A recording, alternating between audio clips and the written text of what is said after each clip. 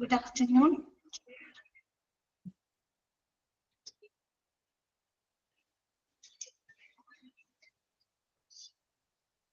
എല്ലാവർക്കും good afternoon ട്ടോ. എല്ലാവരും ക്ലാസ്സിൽ കയറിയില്ലേ?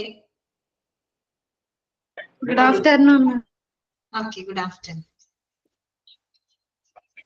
ഊണൊക്കെ കഴിച്ചോ എല്ലാവരും? ഓക്കെ, അതിന് ഗുഡ് ആഫ്റ്റർനൂൺ. എല്ലാവരും ഊണ് കഴിച്ചോ?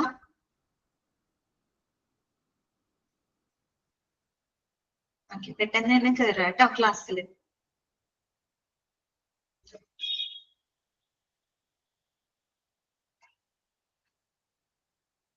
മാം ഫുഡൊക്കെ കഴിച്ചോ? കഴിച്ചു കേട്ടാ, കഴിച്ചു. തുടങ്ങാം, നമുക്കിന്ന് ക്ലാസ് തുടങ്ങാലോ. ഓക്കെ, എല്ലാവരും പയ്യെ കയറി വരുന്നുള്ളൂ തോന്നുന്നു അല്ലെ? ഓക്കെ, അപ്പൊ നമുക്ക് ഇന്നത്തെ ക്ലാസ് സ്റ്റാർട്ട് ചെയ്യാം കേട്ടോ. ഓക്കെ, അപ്പൊ നമ്മള് കഴിഞ്ഞ ക്ലാസ്സില് മെഡിക്കൽ റെക്കോർഡ്സ് അല്ലെ, മെഡിക്കൽ റെക്കോർഡ്സിന്റെ കുറച്ച് ഭാഗമേ നമ്മൾ കഴിഞ്ഞ ക്ലാസ്സിൽ എടുത്തുള്ളൂ അല്ലെ. വളരെ കുറച്ച് ഭാഗം മാത്രമേ നമ്മൾ എടുത്തുള്ളൂ. അപ്പൊ അതിനടുത്ത് നമ്മൾ പഠിച്ച കാര്യങ്ങൾ മെഡിക്കൽ റെക്കോർഡ്സിന്റെ കംപ്ലീഷനുമായിട്ട് അല്ലെ ബന്ധപ്പെട്ട് കുറച്ച് കാര്യങ്ങൾ നമ്മൾ പഠിച്ചിരുന്നു അല്ലെ. ഇപ്പോഴാണ് ഇത് 3 പോയിന്റ് പഠിക്കാനുള്ളൂ. കംപ്ലീറ്റ് ചെയ്യാനുള്ള ഉത്തരവാദിത്വം ഫിസിഷ്യനാണ്. 30 ദിവസത്തിൽ കൂടുതൽ ഒരിക്കലും എന്ത് ചെയ്യാൻ പാടില്ല, മെഡിക്കൽ റെക്കോർഡ്സ് ഇൻകംപ്ലീറ്റ് ആയിട്ട് വെക്കാൻ പാടുള്ളതല്ല അല്ലെ. അങ്ങനെ ഒരു കാര്യം പഠിച്ചു. പിന്നെ നമ്മൾ പറഞ്ഞ മെഡിക്കൽ റെക്കോർഡ്സിന്റെ കോഡിങ്ങുമായിട്ട് ബന്ധപ്പെട്ട കാര്യമാണ് അല്ലെ.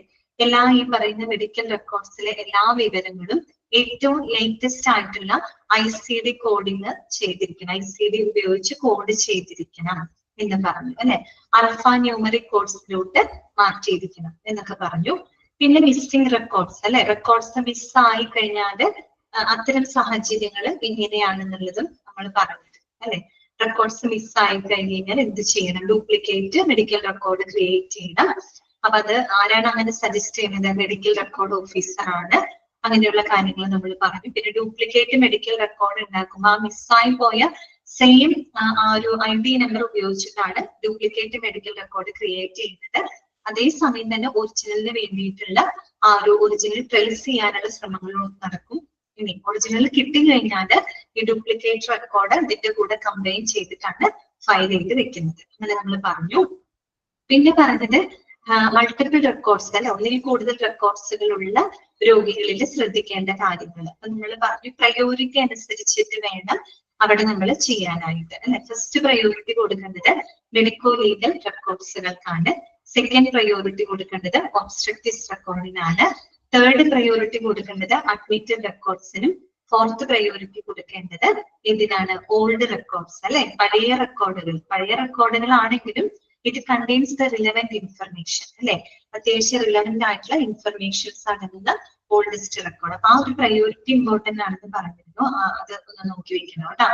പിന്നെ നമ്മൾ പറഞ്ഞു സപ്ലൈ ഓഫ് റെക്കോർഡ്സ് അല്ലെ, അതായത് ആർക്കൊക്കെ എന്തെല്ലാം കാര്യങ്ങൾക്കായിട്ടാണ് നമുക്ക് റെക്കോർഡ്സ് സപ്ലൈ ചെയ്യേണ്ടതായിട്ട് വരുന്നത്. എല്ലാ കാര്യങ്ങൾക്കും നമുക്ക് സപ്ലൈ ചെയ്യേണ്ടത്, ചില കാര്യങ്ങൾക്ക് നമ്മൾ മെഡിക്കൽ റെക്കോർഡ്സ് സപ്ലൈ ചെയ്യേണ്ടതായിട്ട് വരും. ഈ സപ്ലൈ ചെയ്യാനുള്ള ആ ഒരു അധികാരം, അനുവാദം ഉള്ളത് ആർക്കാണ്? മെഡിക്കൽ റെക്കോർഡ് ഡിപ്പാർട്ട്മെന്റിനാണ്. എന്തെല്ലാം കാര്യങ്ങൾക്കാണ് നമ്മൾ പറഞ്ഞു അല്ലെ, പേഷ്യന്റ് കെയറിന്, മെഡിക്കോ ലീഗൽ കേസുകളുടെ കാര്യങ്ങൾക്ക്, അഡ്മിനിസ്ട്രേറ്റീവ് പർപ്പസിന്, ക്ലിനിക്കൽ മീറ്റിംഗ്സ് അല്ലെ, നമ്മൾ ലിസ്റ്റ് ഔട്ട് ചെയ്തിരുന്നു. അത്രയും കാര്യങ്ങൾക്കാണ് പ്രധാനമായിട്ടും മെഡിക്കൽ റെക്കോർഡ്സുകൾ സപ്ലൈ ചെയ്യേണ്ടതായിട്ട് വരുന്നത്. ഇനി സപ്ലൈ ചെയ്യാൻ പാടില്ലാത്ത 2 കണ്ടീഷൻസ് നമ്മൾ പറഞ്ഞു. ഏതാണത്? ഒന്ന് മെഡിക്കൽ എഡ്യൂക്കേഷൻ ആൻഡ് റിസർച്ച്. അതിലൊരിക്കലും എന്ത് ചെയ്യാൻ പാടില്ല?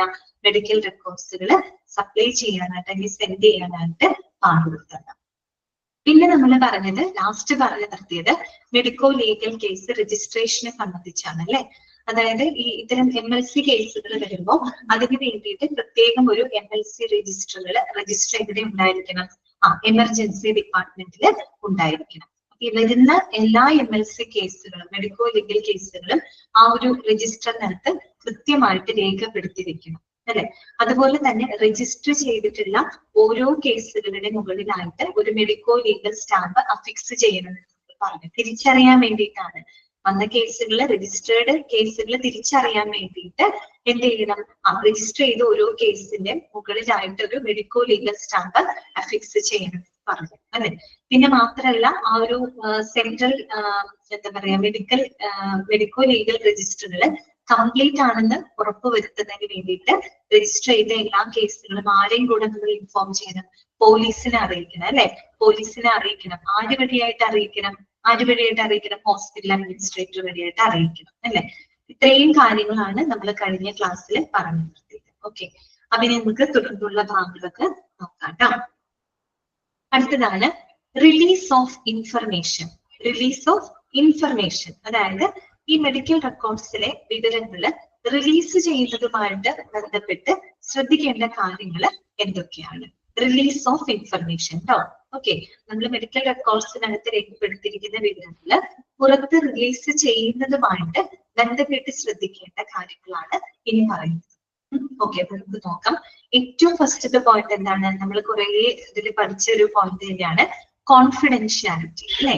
സ്വകാര്യത ഉറപ്പുവരുത്താന്നുള്ളത് ഏറ്റവും പ്രധാനപ്പെട്ട ഒരു കാര്യമാണ്. അത് തന്നെയാണ് നമ്മൾ അതിലെ ഇൻഫർമേഷൻ റിലീസ് ചെയ്യുമ്പോൾ ഏറ്റവും പ്രധാനമായിട്ട് പ്രൈം ഇമ്പോർട്ടൻസ് കൊടുക്കേണ്ട ഫാക്ടർ എന്താണ്? കോൺഫിഡൻഷ്യാലിറ്റി ആണ് കേട്ടോ. ഇപ്പൊ നമുക്ക് വായിക്കാം. നിങ്ങൾക്ക് അറിയാവുന്ന കാര്യം തന്നെയാണ്. Medical records and health information whether in oral form or written documentation relating to any identified patient is confidential. അവിടെ ആ സെന്റൻസ് അവസാനിക്കാനായിട്ട് അവിടെ ഒരു ഫുൾ സ്റ്റോപ്പ് ഇട്ട് വെക്കണേ. പേഷ്യന്റ് ഈസ് കോൺഫിഡൻഷ്യൽ എന്ന് പറഞ്ഞാൽ ഓരോ ഐഡന്റിഫൈഡ് പേഷ്യന്റ്, അത് ഏത് രോഗിയായിക്കോട്ടെ, ഏതൊരു ഐഡന്റിഫൈഡ് പേഷ്യന്റുമായിട്ട് ബന്ധപ്പെട്ട വാക്കാലുള്ളതോ അല്ലെങ്കിൽ രേഖാമൂലമുള്ള ഏതൊരു മെഡിക്കൽ റെക്കോർഡ്സ്, ഹെൽത്ത് ഇൻഫർമേഷൻസ് തികച്ചും എന്തായിരിക്കണം? കോൺഫിഡൻഷ്യൽ ആയിരിക്കണം അല്ലെ. രഹസ്യാത്മകമായിട്ട് വേണം സൂക്ഷിക്കാനായിട്ട്. അത് ഏത് രോഗിയുടെ ആയാലും അങ്ങനെ തന്നെയാണ് കേട്ടോ. അത് ഇപ്പൊ വാക്കാലുള്ള ഹെൽത്ത് മെഡിക്കൽ റെക്കോർഡ്സുകളായാലും രേഖാമൂലം റിട്ടനായിട്ട് എഴുതി വെച്ച എന്താ പറയാ ഹെൽത്ത് ഇൻഫർമേഷൻസ് എന്ത് തന്നെയാണെങ്കിലും അത് വളരെയധികം കോൺഫിഡൻഷ്യൽ ആയിട്ട് വേണം സൂക്ഷിക്കാനായിട്ട്. പിന്നെന്താണ്?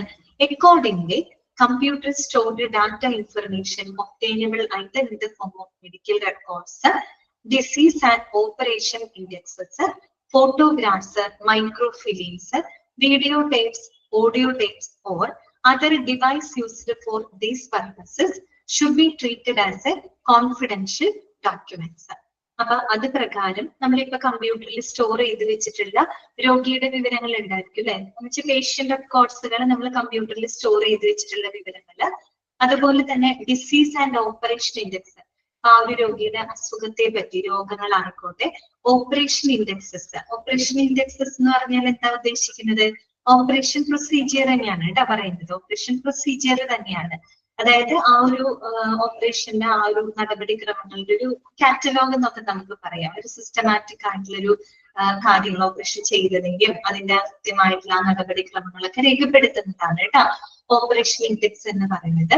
അതെന്ന് പറഞ്ഞു കഴിഞ്ഞാല് ഈ പറയുന്ന ഡോക്ടേഴ്സിനായാലും മറ്റ് അനസ്തേഷ്യോളജിസ്റ്റിനായാലും നഴ്സുമാർക്കൊക്കെ ആണെങ്കിലും അവർക്കൊരു റെഫറൻസ് ഗൈഡ് ആയിട്ട് ഉപയോഗിക്കാൻ പറ്റും. ഒരു സർജറി കഴിഞ്ഞിട്ടുള്ള ഒരു പേഷ്യന്റ് ആണെങ്കിൽ ആ ഓപ്പറേഷൻ ഇൻഡെക്സ് നോക്കി കഴിഞ്ഞു കഴിഞ്ഞാല് ആ ഒരു രോഗിയുടെ ഓപ്പറേഷനെ സംബന്ധിച്ച കാര്യങ്ങളെല്ലാം തന്നെ കൃത്യമായിട്ട് അതിൽ രേഖപ്പെടുത്തിയിരിക്കും. അപ്പൊ അത് ഡോക്ടേഴ്സിനെ നഴ്സുമാരെ സംബന്ധിച്ച് അതൊരു റെഫറൻസ് ഗൈഡ് ആണ് കേട്ടോ.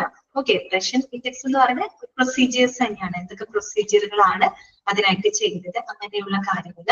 അതുപോലെ തന്നെ photographs, microfilms, video tapes, audio tapes, അതുപോലെ നമ്മൾ പറയുന്ന ഈ ഒരു പർപ്പസിന് വേണ്ടിയിട്ട് ഉപയോഗിക്കുന്ന എല്ലാ ഡിവൈസസുകളും എന്താണ് വളരെ രഹസ്യമായുള്ള രഹസ്യരേഖകളായിട്ട് കണക്കാക്കിയിരിക്കണം. ഇന്നിപ്പോ ഓപ്പറേഷൻ ഒക്കെ ചെയ്യുമ്പോൾ അതൊക്കെ വീഡിയോയിൽ പിടിച്ച് ഒരു CD ആയിട്ടൊക്കെ പേഷ്യന്റിന്റെ കയ്യിൽ കൊടുക്കും.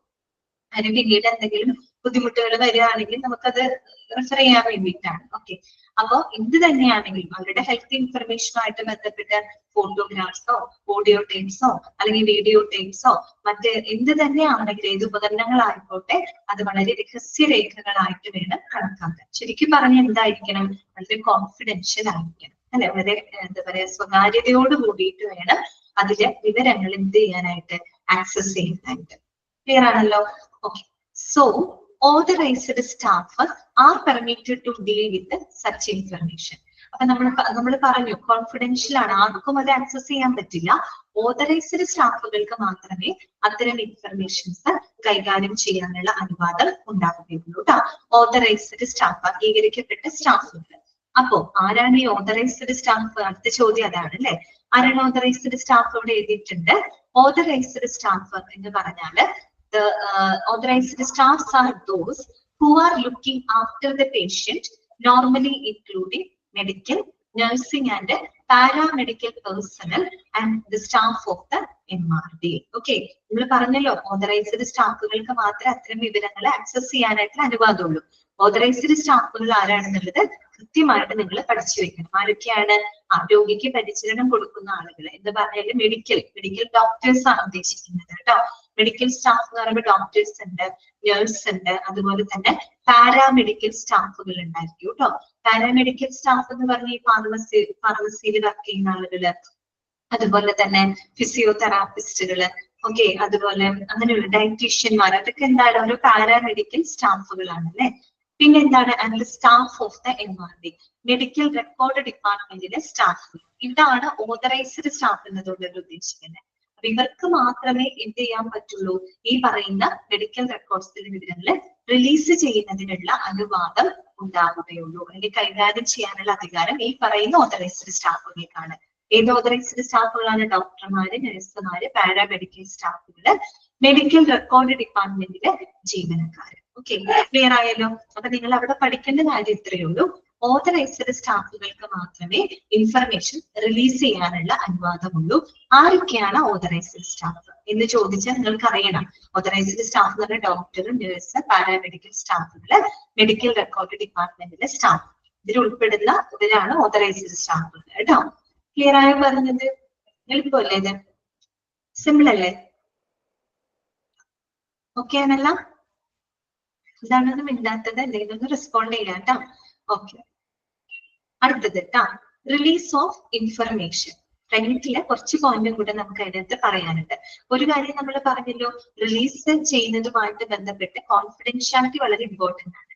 ഇനി അടുത്ത പോയിന്റുകൾ നമുക്ക് പഠിക്കാനുള്ളത് റിലീസ് ഓഫ് ഇൻഫർമേഷനുമായിട്ട് ബന്ധപ്പെട്ട് എന്തെല്ലാം വിവരങ്ങളാണ് റിലീസ് ചെയ്യേണ്ടത്. എല്ലാ വിവരങ്ങളും റിലീസ് ചെയ്യാൻ പറ്റില്ല.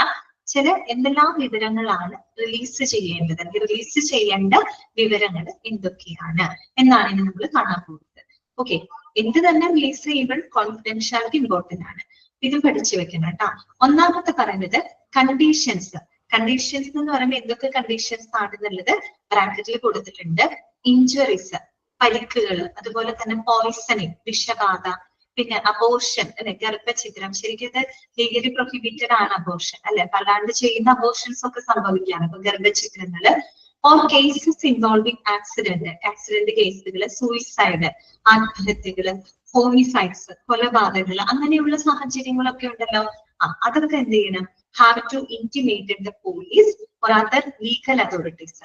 അപ്പൊ അങ്ങനെയുള്ള ഈ പറഞ്ഞ കാര്യങ്ങൾ കേട്ടോ, എല്ലാ കണ്ടീഷൻസും അല്ല, ഈ പറയുന്ന കാര്യങ്ങൾ, injury, poisoning, abortion, accident case, suicide, കൊലപാതകം, ഹോമിസൈഡ് പോലെയുള്ള വിവരങ്ങൾ എന്ത് ചെയ്തിരിക്കണം? പോലീസിനെയോ അല്ലെങ്കിൽ ലീഗൽ അതോറിറ്റിയോ അറിയിച്ചിരിക്കണം. അങ്ങനെയുള്ള വിവരങ്ങൾ ഒരിക്കലും എന്ത് ചെയ്യാൻ പാടില്ല? റെക്കോർഡിനകത്ത് രഹസ്യമാക്കിയിട്ട് സൂക്ഷിക്കലല്ല, ഇത് പുറത്ത് റിപ്പോർട്ട് ചെയ്യേണ്ട കേസുകളാണ് അല്ലെ. അങ്ങനെയുള്ള കാര്യങ്ങൾ നമ്മൾ ബന്ധപ്പെട്ട പോലീസിനെയോ മറ്റു നിയമ അധികാരികളെയൊക്കെ അറിയിച്ചിരിക്കാം. അപ്പൊ ഏതൊക്കെയാണെന്ന് നോക്കി വയ്ക്കാം. എന്തൊക്കെ ഇൻഫർമേഷൻസ് ആണ് റിലീസ് ചെയ്യാൻ സാധിക്കാത്തത്. രണ്ടാമത്തെ പോയിന്റ് പറയുന്നത് ട്രാൻസ്മിറ്റബിൾ ഡിസീസസ് ആണ്. പകരുന്ന രോഗങ്ങൾ, transmittable diseases must be reported to the authorities concerned. Okay, ഇപ്പൊ പകരുന്ന രോഗങ്ങളാണെങ്കിൽ അത് ബന്ധപ്പെട്ട അധികാരികളെ എന്ത് ചെയ്തിരിക്കണം? നിർബന്ധമായിട്ടും മസ്റ്റായിട്ടും റിപ്പോർട്ട് ചെയ്തിരിക്കണം അല്ലെ. ഇപ്പൊ പകരുന്ന രോഗങ്ങൾ, ഇപ്പൊ ചില പുതിയ രോഗങ്ങളൊക്കെ വരുമ്പോൾ നമ്മളത് റിപ്പോർട്ട് ചെയ്തിട്ട് കഴിഞ്ഞാൽ അത് രഹസ്യമാക്കി സൂക്ഷിക്കുകയല്ല വേണ്ടത്. പകരം അത് നമ്മൾ റിപ്പോർട്ട് ചെയ്യണം, പബ്ലിക്കിലേക്ക് നമ്മളത് അറിയിക്കണം. എന്തിനു വേണ്ടിയിട്ടാണ്?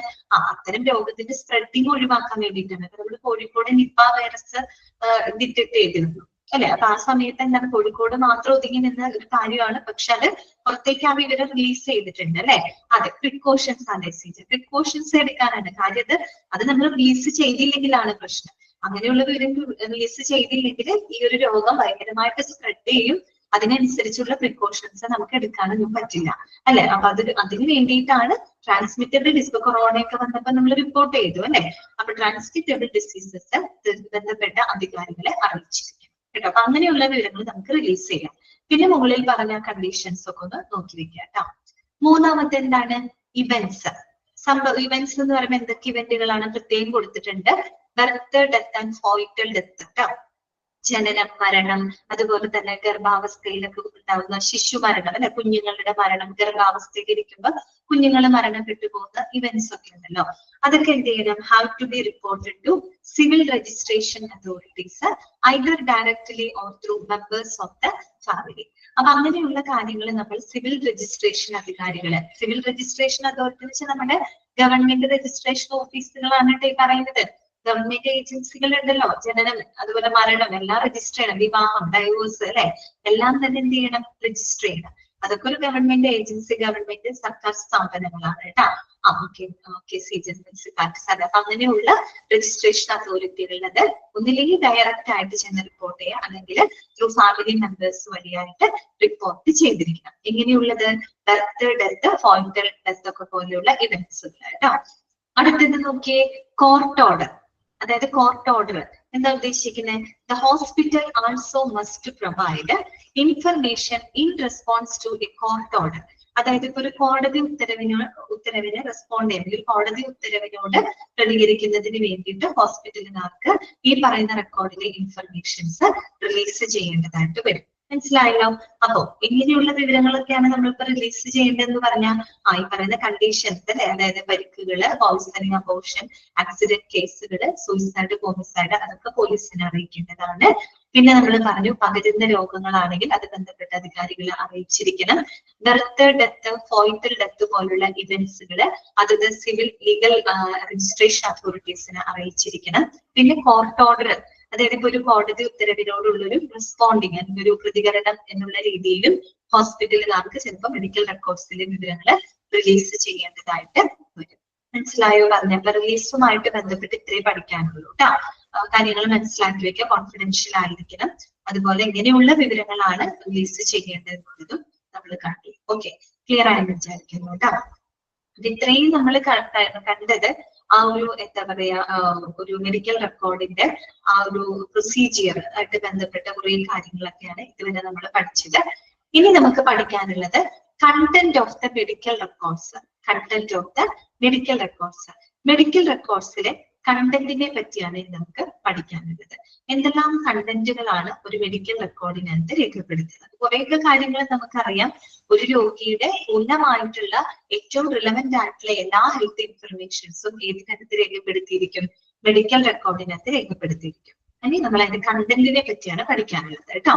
ഈ കണ്ടന്റിനെ പറ്റി പറയുമ്പോൾ പ്രധാനമായിട്ടും 2 കണ്ടന്റുകളാണ് നമ്മൾ മെഡിക്കൽ റെക്കോർഡ്സിനകത്ത് രേഖപ്പെടുത്തുന്നത്. ഏതൊക്കെയാണ് 2 കണ്ടന്റ് എന്ന് അറിയാമോ? ഒന്ന് ഡാറ്റ റിലേറ്റഡ് വിത്ത് അഡ്മിനിസ്ട്രേഷൻ. അതാണ് ഡാറ്റ റിലേറ്റഡ് വിത്ത് അഡ്മിനിസ്ട്രേഷൻ. അഡ്മിനിസ്ട്രേഷനുമായിട്ട് ബന്ധപ്പെട്ട ഡാറ്റകൾ അല്ലെ, അത്തരം വിവരങ്ങള് നമ്മൾ എന്തിനകത്ത് രേഖപ്പെടുത്തും? മെഡിക്കൽ റെക്കോർഡ്സിനകത്ത് രേഖപ്പെടുത്തും. ഇനി അതിന്റെ സബായിട്ട് കുറെ പഠിക്കാനുണ്ട് കേട്ടോ. നമ്മൾ പറഞ്ഞ ജസ്റ്റ് ഡാറ്റ റിലേറ്റഡ് വിത്ത് എന്താണ്? അഡ്മിനിസ്ട്രേഷൻ. അഡ്മിനിസ്ട്രേഷനുമായിട്ട് ബന്ധപ്പെട്ട വിവരങ്ങൾ മെഡിക്കൽ റെക്കോർഡ്സിനകത്ത് ഒരു കണ്ടന്റ് ആണ്. അതിനകത്ത് കുറെ കാര്യങ്ങൾ പഠിക്കാനുണ്ട്, സബായിട്ട് കുറെ കാര്യങ്ങൾ പഠിക്കാനുണ്ട്. പിന്നെ രണ്ടാമത് വന്നിട്ട് ക്ലിനിക്കൽ ഡാറ്റയാണ്. എന്താണ്? Clinical data. പേര് കേൾക്കുമ്പോൾ തന്നെ നമുക്കറിയാം അല്ലെ, ചികിത്സാപരമായിട്ടുണ്ടാവുന്ന കുറെ വിവരങ്ങളൊക്കെ അതിനകത്ത് സ്റ്റോർ ചെയ്തിരിക്കും. അപ്പൊ മെയിൻ ആയിട്ട് അത് നിങ്ങളുടെ മനസ്സിലുണ്ടാവുക. ഒരു മെഡിക്കൽ റെക്കോർഡിലെ കണ്ടന്റ്സ് എന്ന് പറഞ്ഞാൽ ഒന്ന് എന്തൊക്കെ കണ്ടന്റുകളാണ്? Data related with administration. അഡ്മിനിസ്ട്രേഷനുമായിട്ട് ബന്ധപ്പെട്ട വിവരങ്ങൾ ഉണ്ടായിരിക്കും. ക്ലിനിക്കൽ ഡാറ്റയും ഉണ്ടായിരിക്കും അല്ലെ, ചികിത്സാ വിവരങ്ങളും മറ്റും. അതിനകത്ത് തന്നെ ഒരുപാട് സബായിട്ട് പഠിക്കാനുണ്ട് കേട്ടോ. ഓക്കെ, അപ്പൊ അതാണ് മെയിൻ ഡിവിഷനിൽ വരുന്നത്. ഇനി നമുക്ക് ഓരോന്ന് എന്താന്ന് നോക്കാം. ആദ്യം നമ്മൾ എന്താ പറഞ്ഞത്? Data related with administration. അഡ്മിനിസ്ട്രേഷനുമായിട്ട് ബന്ധപ്പെട്ട ഡാറ്റ. അതിനകത്ത് എന്തെല്ലാം കാര്യങ്ങൾ വരുന്നുണ്ട് എന്നതാണ് അവിടെ ലിസ്റ്റ് ചെയ്തിരിക്കുന്നത്. എന്തൊക്കെ കാര്യങ്ങളാന്ന് നോക്കിയേ? Admission charge record. Admission charge record അല്ലെ. പിന്നെന്താണ്? Attestation statement. മൂന്നാമത്തത് കണ്ടീഷൻ ഓഫ് അഡ്മിഷൻ. നാലാമത്തത് കണ്ടന്റ് അല്ല കേട്ടോ, കൺസെന്റ് എന്നാണ് കേട്ടോ. കൺസെന്റ് നമ്മൾ തിരുത്തി എഴുതാം കേട്ടോ. ടി വെട്ടാം, CON ടി വെട്ടിയിട്ട് ടിക്ക് പകരം എസ് ഇടാം കേട്ടോ. കൺസെന്റ് ആണ്, സമ്മതം എന്നുള്ള അർത്ഥമാണ് കേട്ടോ. Consent for release of information. അടുത്തത് ഏതാണ്? Special consents. അപ്പൊ ഇത്രയും വിവരങ്ങളാണ് അഡ്മിനിസ്ട്രേഷൻ വിഭാഗമാണ്. അത്തരം വിവരങ്ങളെല്ലാം കൈകാര്യം ചെയ്യുന്നത് ഒരു ഹോസ്പിറ്റലിലെ അഡ്മിനിസ്ട്രേഷൻ വകുപ്പായിരിക്കും. ഓക്കെ, എന്തൊക്കെ കാര്യങ്ങളാണ്? Admission charge record, attestation statement, condition of admission, consent for release of information and special consents. ഇനി ഇവ ഓരോന്നും എന്താണെന്നുള്ളതാണ് ഇനി താഴെ ഇങ്ങനെ പറഞ്ഞു പോയിരിക്കുന്നത്. വളരെ എളുപ്പമുള്ള കാര്യങ്ങളാണ് കേട്ടോ. ആദ്യത്തെ നോക്കി, അഡ്മിഷൻ ചാർജ് റെക്കോർഡ്. ആ പേര് കേൾക്കുമ്പോൾ തന്നെ നമുക്ക് കുറച്ച് ചോദിക്കാൻ പറ്റും. അഡ്മിഷൻ ചാർജ് റെക്കോർഡ്, അതായത് record that deals with the charges related to admission of patient. അല്ലെ, ഒരു രോഗിയുടെ അഡ്മിഷനുമായിട്ട് അല്ലെങ്കിൽ അഡ്മിറ്റ് ആവുന്നതുമായിട്ട് ബന്ധപ്പെട്ട ചാർജുകള്, റൂം റെന്റുകള്, അങ്ങനെയുള്ള കാര്യങ്ങളൊക്കെ ആയിരിക്കും ആ ഒരു റെക്കോർഡിനകത്ത് ഉണ്ടായിരിക്കാം. അതല്ല അഡ്മിഷൻ ചാർജ് റെക്കോർഡ്, അഡ്മിഷനുമായിട്ട് ബന്ധപ്പെട്ടുണ്ടാവുന്ന ചാർജുകൾ കേട്ടോ. പിന്നെ വരുന്നതാണ് അറ്റസ്റ്റേഷൻ സ്റ്റേറ്റ്മെന്റ്. അറ്റസ്റ്റ് ചെയ്യാന്ന് വെച്ചാൽ ശരിക്കും എന്താണ്? നമ്മളൊരു സ്ഥിരീകരണം കൊടുക്കുക. അപ്പൊ നമ്മൾക്ക് സർട്ടിഫിക്കറ്റ് ഒക്കെ കിട്ടുമ്പോൾ നമ്മൾ എന്ത് ചെയ്യും? അത് ഒരു ഗസറ്റഡ് ഓഫീസറെ കൊണ്ട് നമ്മൾ അറ്റസ്റ്റ് ചെയ്യാറുണ്ട്. എന്നതുപോലെ ഒരു സ്ഥിരീകരണം കൊടുക്കുകയാണ് അല്ലെ. എന്നതുപോലെ ആ ഒരു എന്താ പറയാ മെഡിക്കൽ റെക്കോർഡ്സിലെ വിവരങ്ങള് ജെന്യുവിൻ ആണ്, അത് കംപ്ലീറ്റ് ആണ് എന്നുള്ളത് ഒരു രേഖപ്പെടുത്തുന്ന ആ ഒരു സ്റ്റേറ്റ്മെന്റ് ആണ്. അത് കറക്റ്റ് ആണ്, അതിനകത്തുള്ള വിവരങ്ങളെല്ലാം ജെന്യുവിൻ ആണ്, അത് വളരെ ട്രസ്റ്റ് വർത്തിയാണ്, റിലയബിൾ ആണ്, കംപ്ലീറ്റ് ആണ് എന്നുള്ള വിവരങ്ങള് ഒരു എന്താ പറയാ സാക്ഷ്യപ്പെടുത്താണ്. സാക്ഷ്യപ്പെടുത്തുന്ന ചിലപ്പോൾ നമ്മൾ തന്നെയായിരിക്കും. അപ്പൊ ഞാൻ പറഞ്ഞ മെഡിക്കൽ റെക്കോർഡിൽ അഡ്മിഷനുമായിട്ട് അഡ്മിഷന്റെ കാര്യമാണ് ഇവിടെ പറയുന്നത്. അപ്പൊ അഡ്മിഷനുമായിട്ട് ബന്ധപ്പെട്ട് ഉള്ള കാര്യങ്ങൾ രേഖപ്പെടുത്തുന്ന സമയത്ത് അതിലെ വിവരങ്ങളെല്ലാം സ്ഥിരീകരിക്കുകയാണ്. ഇപ്പൊ നമ്മളായാലും ഒരു ഫോം ഫില്ല് ചെയ്തതെന്ന് നിങ്ങൾ കാണാൻ പറ്റും. എല്ലാം ഫില്ല് ചെയ്തതിന്റെ അവസാനം ഉണ്ടാവും ഒരു ഡിക്ലറേഷൻ എന്ന് പറഞ്ഞിട്ടൊരു ഭാഗം ഉണ്ടായിരിക്കും. അതിനകത്ത് നമ്മൾ തന്നെയാണ് ഡിക്ലെയർ ചെയ്യുന്നത്. നമ്മൾ പറഞ്ഞ കാര്യങ്ങളെല്ലാം ട്രൂ ആണ്, കറക്റ്റ് ആണ്, ശരിയാണ് എന്ന് ഞാൻ ഇതിനാൽ സാക്ഷ്യപ്പെടുത്തുന്നു എന്നുള്ള രീതിയിൽ ഒരു ഡിക്ലറേഷൻ അതിനകത്ത് കാണും. അത് തന്നെ സീജ കറക്റ്റ് സെൽഫായിട്ടുള്ള ഡിക്ലറേഷൻ ആണ് കേട്ടോ. നമ്മൾ തന്നെ സ്വയം സാക്ഷ്യപ്പെടുത്തുകയാണ്. എല്ലാ വിവരങ്ങളൊക്കെ പൂരിപ്പിച്ച് നമ്മൾ വായിച്ചു നോക്കി, ഓക്കെ നമ്മൾ പറഞ്ഞ കാര്യങ്ങളെല്ലാം സത്യമാണെന്ന്, അത് കറക്റ്റ് ആണ്, ഞാൻ തന്നെ സാക്ഷ്യപ്പെടുത്തുന്ന ഒരു ഡിക്ലറേഷൻ. അത് തന്നെയാണ് അവിടെ ഉദ്ദേശിക്കുന്നത് കേട്ടോ. അറ്റസ്റ്റേഷൻ സ്റ്റേറ്റ്മെന്റ്, അറ്റസ്റ്റ് ചെയ്യാന്നാണ് പറയാം കേട്ടോ. Attestation statement. പിന്നെ എന്താണ്? കണ്ടീഷൻ ഓഫ് അഡ്മിഷൻ, പിന്നെ consent for release of information, special consent. ഇവ ഓരോന്ന് എന്താണെന്നുള്ളതാണ് അടിയിൽ കൊടുത്തേക്കുന്നത് കേട്ടോ. ആദ്യത്തെ നോക്കുക കേട്ടോ. റെക്കോർഡ്സ് ഇത് എന്തിൽ വരുന്നതാണ്? മെയിൻ ഹെഡിങ് എന്താണ്? Data related with administration. അഡ്മിനിസ്ട്രേഷനുമായിട്ട് ബന്ധപ്പെട്ട വിവരങ്ങൾ, അതൊരു മെയിൻ ഡിവിഷൻ ആണ്. അതിൽ വരുന്ന സബ് ആയിട്ടുള്ള കാര്യങ്ങളാണ് ഈ പറയുന്ന അഡ്മിഷൻ ചാർജ് റെക്കോർഡും അറ്റസ്റ്റേഷൻ സ്റ്റേറ്റ്മെന്റ് അങ്ങനെയുള്ളത് കേട്ടോ. അപ്പൊ നമുക്ക് ഫസ്റ്റ് നോക്കാം. Records related with admission or discharge, രണ്ടുമായിട്ട് ബന്ധപ്പെട്ട റെക്കോർഡ്സ് പറയുന്നുണ്ട് കേട്ടോ. Records related with admission or discharge, അതിൽ എന്തൊക്കെ ഉണ്ടായിരിക്കും? അഡ്മിഷൻ ആയാലും ഡിസ്ചാർജും ആയാലും ബന്ധപ്പെട്ട വിവരങ്ങൾ എന്തൊക്കെയാണ്? ഒന്ന് basic identification and financial data അല്ലെ.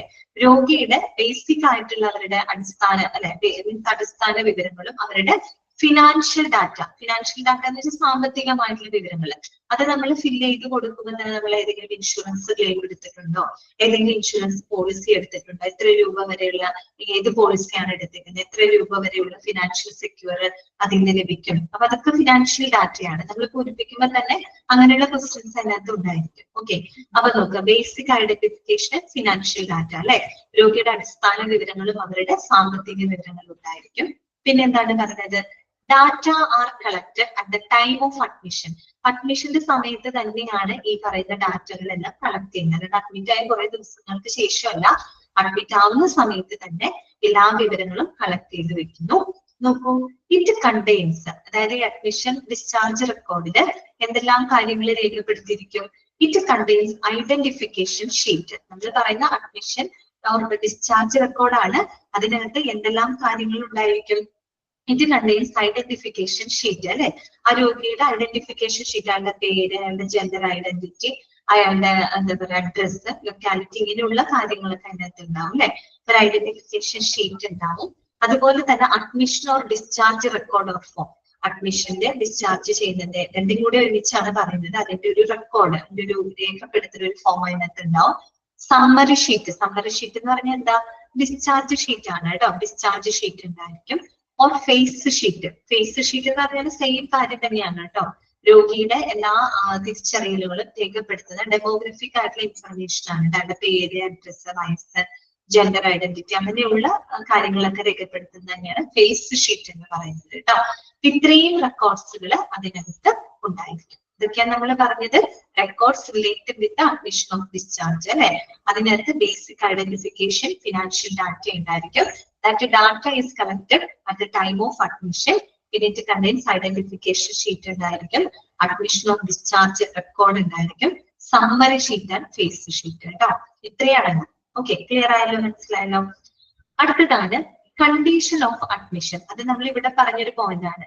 അറ്റസ്റ്റേഷൻ സ്റ്റേറ്റ്മെന്റ് നമുക്കറിയാലോ, അപ്പൊ നമ്മൾ സ്വയം സാക്ഷ്യപ്പെടുത്തുന്ന ഒരു സ്റ്റേറ്റ്മെന്റ് ആണ്. അതിന്റെ ഒരു രേഖ അതിനകത്ത് ഉണ്ടായിരിക്കും. അടുത്തതാണ് കണ്ടീഷൻ ഓഫ് അഡ്മിഷൻ. നമ്മൾ മൂന്നാമത് പറഞ്ഞൊരു പോയിന്റ് ആണ് കണ്ടീഷൻ ഓഫ് അഡ്മിഷൻ. എന്താണ് അഡ്മിഷന്റെ കണ്ടീഷൻ ഓഫ് അഡ്മിഷനുമായിട്ട് ബന്ധപ്പെട്ട് അറിഞ്ഞിരിക്കേണ്ട കാര്യങ്ങൾ എന്താണ്? The back of admission or discharge sheet is often used for conditions of admission. ബ്രാക്കറ്റിൽ കൊടുത്തിട്ടുണ്ട് അഡ്മിഷൻ കൺസെന്റ്. അപ്പൊ നമ്മള് തുടക്കം തന്നെ രേഖപ്പെടുത്തുന്ന ഒരു എന്തുണ്ട്, അഡ്മിഷൻ ഫോം ഉണ്ട് അല്ലെ. അഡ്മിഷൻ ഫോമോ അല്ലെങ്കിൽ ഡിസ്ചാർജ് ഫോമോ എന്ത് തന്നെ ആയിക്കോട്ടെ, അതിന്റെ ബാക്ക് ഭാഗം, അതിന്റെ പുറം ഭാഗമാണ് നമ്മൾ അഡ്മിഷൻ കണ്ടീഷൻ രേഖപ്പെടുത്തുന്നത് കേട്ടോ. Admission condition that means admission consent തന്നെയാണ് ഉദ്ദേശിക്കുന്നത്. ആ രോഗിക്ക് അവിടെ അഡ്മിറ്റ് ആവാനുള്ളവരുടെ സമ്മതമാണ് അവിടെ രേഖപ്പെടുത്തുന്നത്. നമുക്കറിയാലോ, ഒരു പേഷ്യന്റിന്റെ അനുവാദമില്ലാതെ ഒരു കാരണവശാൽ അവർക്ക് ഒരു ട്രീറ്റ്മെന്റ് കൊടുക്കാനോ ഹോസ്പിറ്റലിൽ അഡ്മിറ്റ് ചെയ്യാനായിട്ട് പാടുള്ളതല്ല. അപ്പൊ ഈ പറയുന്ന അഡ്മിഷൻ ഷീറ്റിന്റെ അതിന്റെ ഡിസ്ചാർജ് ഷീറ്റിന്റെ പുറകിലായിട്ടായിരിക്കും ആ ഒരു അഡ്മിഷൻ കൺസെന്റ് രേഖപ്പെടുത്തുന്നത് കേട്ടോ. എനിക്ക് സമ്മതമാണ് ഇവിടെ അഡ്മിറ്റ് ആവാൻ എന്നുള്ള ആ ഒരു കൺസെന്റ് അവിടെ രേഖപ്പെടുത്തുന്നു. It shows the patient agrees to receive the routine care. നമുക്കറിയാലോ, കൺസെന്റ് എന്ന് പറഞ്ഞാൽ എന്താണ്? സമ്മതമാണ്, സമ്മതപത്രമാണ്. അപ്പൊ തീർച്ചയായിട്ടും ആ ഒരു റുട്ടീൻ പരിചരണം റിസീവ് ചെയ്യാനായിട്ട് ആ പേഷ്യന്റ് ഒരുക്കമാണ് എന്ന് തെളിയിക്കുന്ന ഒരു രേഖ, ഒരു തെളിവാണെന്ത്, ആ ഒരു കൺസെന്റ് എന്ന് പറഞ്ഞാൽ അഡ്മിഷൻ കൺസെന്റ് എന്ന് പറയുന്നത്. ഓക്കെ, പിന്നെ നോക്കൂ, the hospital cannot guarantee the outcome. ഹോസ്പിറ്റലിൽ ഈ പറയുന്ന ഒരു ഔട്ട്കം ഗ്യാരണ്ടി ചെയ്യാനായിട്ട് കഴിയില്ല. ഒരു ഹോസ്പിറ്റലിനെ സംബന്ധിച്ച് അവരൊരു രോഗിയെ രക്ഷിക്കാവുന്ന മാക്സിമം എഫർട്ട് അവർ ചെയ്യും. പക്ഷെ രോഗിയെ ഒരു ഔട്ട്കം അവരൊരിക്കലും ഇങ്ങനെ ഗ്യാരണ്ടി ചെയ്യില്ല. ഔട്ട്കം കിട്ടുമെന്നുള്ളൊരു ഗ്യാരണ്ടി അവരൊരിക്കലും പുറത്തു നൽകാനായിട്ട് അവർക്ക് സാധിക്കില്ല. പിന്നെ എന്താണ് പറയുന്നത്? It is the duty of the admission clerk to describe to the patient the contents of this form and its purpose. ഈ ഒരു അഡ്മിഷൻ ഫോമിലുള്ള കണ്ടന്റ്, അതിന്റെ അകത്തുള്ള ഉള്ളടക്കങ്ങള്, അതിന്റെ ഉദ്ദേശം ആ ഒരു രോഗിയെ കൃത്യമായിട്ട് അറിയിക്കാനുള്ള ഉത്തരവാദിത്തം ആർക്കാണ്? അതൊരു അഡ്മിഷൻ ക്ലർക്കിനാണുള്ളത്. അദ്ദേഹമാണ് അവിടുത്തെ കാര്യങ്ങൾ ചെയ്യുന്നത് കേട്ടോ. അപ്പൊ കണ്ടീഷൻ ഓഫ് അഡ്മിഷനിൽ പറഞ്ഞ കാര്യം ഇത്രയേ ഉള്ളൂ. നമ്മൾ അഡ്മിഷൻ ഫോമിന്റെ അല്ലെങ്കിൽ ഡിസ്ചാർജ് ഫോമിന്റെ പുറം ഭാഗത്തിലായിട്ടാണ് അഡ്മിഷൻ കൺസെന്റ് രേഖപ്പെടുത്തുന്നത്. ഈ ഒരു അഡ്മിഷൻ കൺസെന്റ് രോഗി സൈൻ ചെയ്ത് കഴിഞ്ഞാൽ അവിടുത്തെ റൂട്ടീൻ കെയർ, ആ ഹോസ്പിറ്റലിലെ റൂട്ടീൻ കെയർ സ്വീകരിക്കാൻ രോഗി തയ്യാറാണ് എന്ന് രേഖാമൂലം അനുവദിക്കുകയാണ്. ഹോസ്പിറ്റലിന് ഒരിക്കലും ഔട്ട്കംസ് ഉറപ്പ് പറയാനായിട്ട് സാധിക്കില്ല. പിന്നെ ആ ഒരു ഫോമിനകത്തുള്ള കണ്ടന്റ്സും അതിന്റെ ഉദ്ദേശത്തെ പറ്റി രോഗിക്ക് വിശദമായിട്ടുള്ള വിവരങ്ങൾ സമർപ്പിക്കാനുള്ള ഉത്തരവാദിത്തം അഡ്മിഷൻ ക്ലർക്കിനാണ്. ക്ലിയർ ആയോ പറഞ്ഞത്? അത്രയും പോയിന്റ് മാത്രമേ അതിനകത്ത് വരുന്നുള്ളൂ കേട്ടോ. ഓക്കെ, ക്ലിയർ ആണല്ലോ. അടുത്തത് അപ്പൊ ഇതിന്റെ ഒരു ചോദ്യം നോക്കാം. അതായത് ഒരു അഡ്മിഷൻ ഫോമിനകത്തുള്ള കണ്ടന്റ്സും അതിന്റെ ഉദ്ദേശം പേഷ്യന്റിനെ അറിയിക്കാനുള്ള ഉത്തരവാദിത്തം ആർക്കാണ്? അഡ്മിഷൻ ക്ലർക്കിനാണ്. ഓക്കെ, ക്ലിയർ ആണല്ലോ. അടുത്തത് കേട്ടോ. അടുത്തത് നമ്മൾ പറഞ്ഞ പോയിന്റ് എന്തായിരുന്നു? Consent for the release of information. Content അല്ല, കൺസെന്റ് ആണ് കേട്ടോ. ആ പോയിന്റിനെ പറ്റിയാണ് ഇവിടെ പറഞ്ഞത്. Consent of release of information, അതായത് ഇൻഫർമേഷൻ റിലീസ് ചെയ്യുന്നതിനായിട്ടുള്ള സമ്മതമാണ് ഇനി അടുത്തത് പറയുന്നത്. It permits the hospital to send to specifically named organization copies of the patient's medical record. അത് ഇങ്ങനെ വായിക്കുക കേട്ടോ. ഇങ്ങനെ പെട്ടെന്ന് വായിക്കുമ്പോൾ നമുക്ക് അർത്ഥം പിടിക്കത്തില്ല. ഇങ്ങനെ വായിക്കാം. It permits the hospital to send the copies of the patient's medical record to specifically named organizations. എന്താണ് പറയുന്നത്? നമ്മൾ ഈ ഒരു ഇൻഫർമേഷൻ റിലീസ് ചെയ്യുന്നതുമായിട്ട് ബന്ധപ്പെട്ട ഒരു കൺസെന്റ് വാങ്ങുകയാണെങ്കിൽ, സമ്മതം വാങ്ങുമ്പോൾ ഈ ഒരു ഹോസ്പിറ്റലിനെ സംബന്ധിച്ച് പേഷ്യന്റിന്റെ മെഡിക്കൽ റെക്കോർഡ്സിലെ വിവരങ്ങൾ ചില സ്പെസിഫിക് ഓർഗനൈസേഷന് നൽകുന്നതിനുള്ള അനുവാദം ഈ ഒരു കൺസെന്റ് മൂലം നമുക്ക് ലഭിക്കുകയാണ്. റിലീസ് ചെയ്യാനുള്ള ഒരു കൺസെന്റ് രോഗിയിൽ നിന്ന് കിട്ടുവാണെങ്കിൽ ഈ പറയുന്ന വിവരങ്ങൾ, ഈ പേഷ്യന്റിന്റെ മെഡിക്കൽ റെക്കോർഡിന്റെ കോപ്പികൾ അത് ഈ പറയുന്ന ചില നെയ്മഡ് ഓർഗനൈസേഷൻസിന് അയക്കുന്നതിനുള്ള അനുവാദം കൊടുക്കുകയാണ്. ഓക്കെ, നെയ്മഡ് ഓർഗനൈസേഷൻ എന്ന് പറയുമ്പോൾ ഇപ്പൊ ഏത് വേണമെങ്കിൽ ഇൻഷുറൻസ് കമ്പനി ആവാം, അവർക്ക് എന്തെങ്കിലും പർപ്പസിന് വേണ്ടിയിട്ട് രോഗിയുടെ റെക്കോർഡ് ആവശ്യം വരും. ഇൻഷുറൻസ് കമ്പനികളാവാം, ചിലപ്പോൾ നല്ല ഗവേഷണ സ്ഥാപനങ്ങളോ അല്ലെങ്കിൽ അങ്ങനെയുള്ളതാവാം. പിന്നെ ഈ പറയുന്ന പോലെ അതൊക്കെയാണ് കേട്ടോ നെയ്മഡ് ഓർഗനൈസേഷൻ എന്നതുകൊണ്ട് അവര് ഉദ്ദേശിക്കുന്നത്. അങ്ങനെയുള്ള കാര്യങ്ങളാണ്. അതുപോലെ മറ്റ് ഹെൽത്ത് കെയർ പ്രൊവൈഡേഴ്സ്, മറ്റ് നിയമ സ്ഥാപനങ്ങൾ, ഇപ്പൊ ഒരു മെഡിക്കോ ലീഗൽ കേസ് ആണെങ്കിൽ നമുക്കത് നിയമപരമായിട്ട് റെക്കോർഡ്സ് സപ്ലൈ ചെയ്യണമെങ്കിൽ വിവരങ്ങൾ റിലീസ് ചെയ്യേണ്ടതായിട്ട് വരും അല്ലെ. ഓക്കെ, അപ്പൊ ഇത്രയും കാര്യമാണ് അവിടെ പറയുന്നത്. അപ്പൊ കൺസെന്റ് എന്ന് പറയുന്ന സമ്മതമാണ്. അത് ഹോസ്പിറ്റലിനെ സംബന്ധിച്ച് പേഷ്യന്റിന്റെ മെഡിക്കൽ റെക്കോർഡ്സിന്റെ കോപ്പികൾ ചില സ്പെസിഫിക്കലി ഓർഗനൈസേഷൻസ് അയക്കുന്നതിനുള്ള അവർക്ക് അയച്ചു കൊടുക്കാനുള്ള ഒരു സമ്മതം മൂലം ലഭിക്കുകയാണ്. ഓക്കെ, അടുത്ത നോക്കുക. It is on the back of the admission or discharge form. സാധാരണയായിട്ട് നമ്മൾ ഇത് എപ്പോഴായിരിക്കും അഡ്മിഷൻ എന്താ പറഞ്ഞ അഡ്മിഷൻ ഓഫ് ഡിസ്ചാർജ് ഫോമിന്റെ പുറകിലായിട്ട് അതിനോട് കമ്പൈൻ ചെയ്തുകൊണ്ടായിരിക്കും ഈ പറയുന്ന കൺസെന്റ് അവിടെ എന്ത് ചെയ്ത് വെക്കുന്നത്, സൂക്ഷിച്ചു വെക്കുന്നത്. രോഗിയുടെ കൺസെന്റ് അവിടെ സൂക്ഷിച്ചു വെക്കുന്നത്. അടുത്ത നോക്കുക. Patient signature on this form permits the hospital to release medical information compiled during the current episode of care. എന്താണ് പറയുന്നത്? അപ്പൊ നമ്മൾ കൺസെന്റ് വാങ്ങാന്ന് പറയുമ്പോൾ രോഗിയുടെ അവിടെ ഒരു ഒപ്പ് വാങ്ങുന്നുണ്ട് അല്ലെ. അപ്പൊ ആ ഒരു പേഷ്യന്റ് അതിനകത്ത് സിഗ്നേച്ചർ ഇട്ട് കഴിയുമ്പോൾ ഈ ഹോസ്പിറ്റലുകാർക്ക് ആ ഒരു രോഗിയുടെ പരിചരണത്തിൽ നിന്നും സമാഹരിച്ച എല്ലാ മെഡിക്കൽ വിവരങ്ങളും റിലീസ് ചെയ്തിട്ടുള്ള ഒരു അനുവാദം ആ ഒരു കൺസെന്റിലൂടെ ആർക്ക് കിട്ടുകയാണ്? ഹോസ്പിറ്റലിന് ലഭിക്കുകയാണ് അല്ലെ. അവര് കൺസെന്റ് എഴുതി കൊടുക്കുകയാണെങ്കിൽ തീർച്ചയായിട്ടും ആ ഒരു ഹോസ്പിറ്റലിന് അതുവരെ ആ ഒരു രോഗിയുടെ പരിചരണത്തിൽ സമാഹരിച്ച എല്ലാ മെഡിക്കൽ വിവരങ്ങളും എന്ത് ചെയ്യേണ്ടതായിട്ട് വരും? റിലീസ് ചെയ്യാനായിട്ട് എന്താണ് സാഹചര്യം വരുന്നത്. റിലീസ് ചെയ്യാനുള്ള ആ ഒരു പെർമിറ്റ് കൊടുക്കുകയാണ് അവർക്ക്, അനുവാദം അവർക്ക് കൊടുക്കുകയാണ്. മനസ്സിലായോ? അത്രയേ ഉള്ളൂ കേട്ടോ കൺസെന്റ് ആയിട്ട്. അടുത്തത് നോക്കൂ, സ്പെഷ്യൽ കൺസെന്റ്സ് കേട്ടോ. സ്പെഷ്യൽ കൺസെന്റ് ചില പ്രത്യേകമായിട്ടുള്ള ചില കൺസെന്റിനെ പറ്റിയാണ് ഇനി നമ്മൾ പഠിക്കാൻ പോകുന്നത്. അതിനകത്ത് എന്താണ്? Needed for any non routine diagnostic therapeutic procedures done on the patient. അതായത് ഏതെങ്കിലും ഒരു രോഗിന് നോൺ റൂട്ടീൻ ആയിട്ട്, അതായത് പതിവായിട്ട് ചെയ്യുന്നതല്ല, നോൺ റൂട്ടീൻ ആയിട്ട് ചെയ്യുന്ന ഡയഗ്നോസ്റ്റിക് ചികിത്സാ നടപടിക്രമങ്ങൾക്ക് എന്താവശ്യമാണ്? സ്പെഷ്യൽ കൺസെന്റ് ആവശ്യമാണ്. രോഗിയുടെ ശരീരത്തിന് ഇപ്പൊ രോഗി നമ്മള് ഓപ്പറേഷൻ ചെയ്യുകയാണെങ്കിൽ, സർജറി ചെയ്യുകയാണെങ്കിൽ, മറ്റെന്തെങ്കിലും ചെയ്യുമ്പോൾ നമുക്ക് എന്ത് വേണം? രോഗിയുടെ ആ ഒരു സ്പെഷ്യൽ കൺസെന്റ് ആവശ്യമായിട്ട് വരും. അതുകൊണ്ടാണ് പറഞ്ഞ രോഗിക്ക് കൊടുക്കുന്ന ആ ഒരു നോൺ റൂട്ടീൻ ആയിട്ടുള്ള സാധാരണ അല്ലാത്ത ചില ഡയഗ്നോസ്റ്റിക്കും തെറാപ്യൂട്ടിക് പ്രൊസീജിയറുകളൊക്കെ നൽകുന്നതിനായിട്ട് സ്പെഷ്യൽ കൺസെന്റ്, ആരുടെ സ്പെഷ്യൽ കൺസെന്റ്? രോഗിയുടെ സ്പെഷ്യൽ കൺസെന്റ് അവിടെ ആവശ്യമാണ്. Okay, needed for any non routine diagnostic therapeutic procedures done on the patient. രണ്ടാമത്തെ പോയിന്റ് ഇതാണ്. This gives written proof that the patient agrees to the procedure recorded on the form. അതായത് ആ ഒരു ഫോമിൽ പറഞ്ഞിട്ടുള്ള record ചെയ്തിട്ടുള്ള ഒരു നടപടിക്രമങ്ങൾ സ്വീകരിക്കാൻ അല്ലെങ്കിൽ അത് ചെയ്യാനായിട്ട് അല്ലെങ്കിൽ അത് സ്വീകരിക്കാനായിട്ട് പേഷ്യന്റ് തയ്യാറാണ് എന്നതിന് രേഖാമൂലമുള്ള ഒരു രേഖാമൂലമുള്ള ഒരു പ്രൂഫാണ്. അതാണ് അതിലൂടെ കൊടുക്കുന്നത്. സ്പെഷ്യൽ കൺസെന്റിലൂടെ കൊടുക്കുന്നത് അതാണ്. Special consent that gives written proof that the patient agrees to the procedure recorded in the form. Okay. അടുത്ത പോയിന്റ് എന്താണ്?